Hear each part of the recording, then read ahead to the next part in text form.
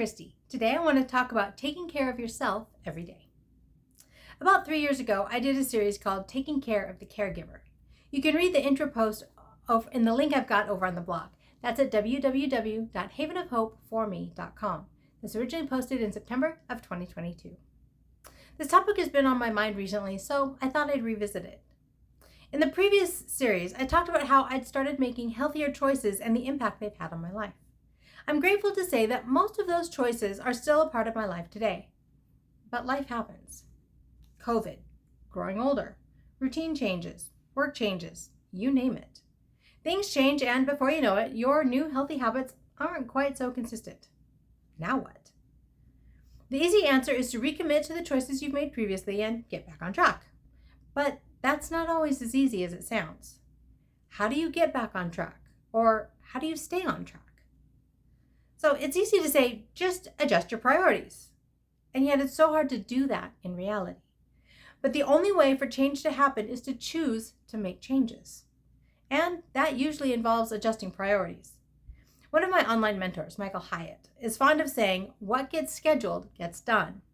Meaning that if it's important to you, we'll make it a priority, schedule it into our lives, and make it happen. As much as I don't always want to admit it, he's right. When something is a priority to us, we make time for it in our schedules.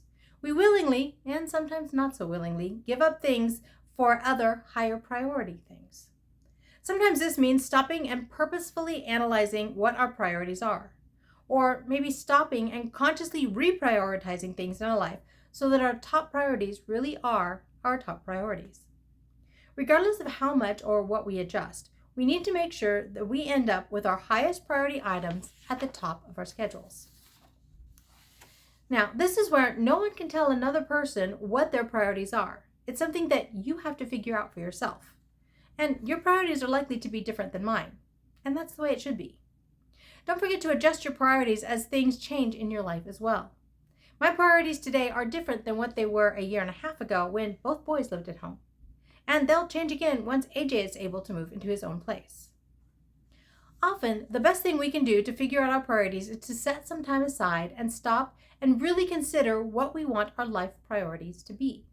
Write things down. Rearrange items on the list. Brainstorm. Prioritize. Reprioritize. Think. Maybe even pause and come back to it a day or two later.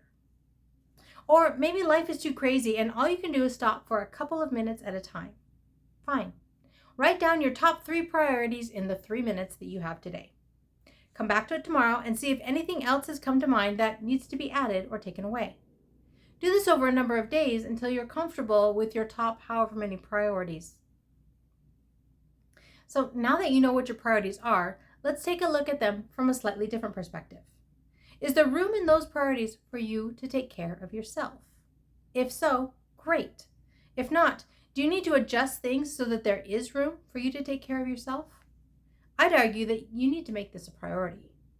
You see, as I mentioned in previous series, caregivers need to have a full tank in order to effectively care for others over the long haul. Does it have to be 100% full? No. But the fuller the better. The fuller, the longer you can take care of others to the best of your ability. The better you can give your best to those you're caring for. And as I've said before, you can't give from an empty tank. And that's the point of self-care. Taking care of yourself enough that you have something to give to others whenever they need it.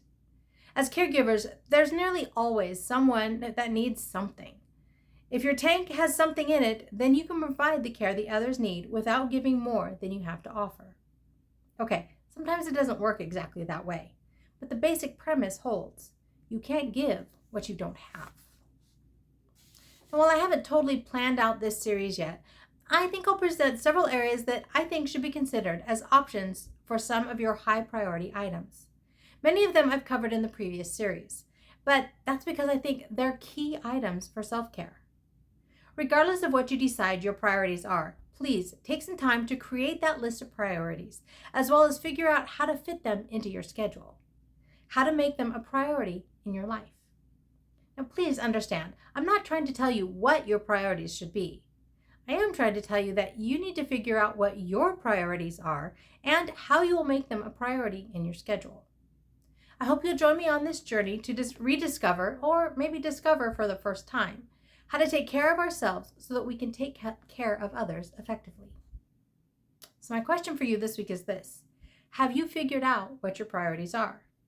Have you figured out how to schedule them into your regular routine? I'd love to hear your thoughts. You can leave me a comment below, or you can leave me a comment over on the blog. Again, that's at www.havenofhopeforme.com. This originally posted in September of 2022. If you prefer, you can always email me at Christy, CHRISTY, at havenofhopeforme.com. I'm reevaluating my priorities and schedule so that I can continue to say that life is good and there is never a dull moment.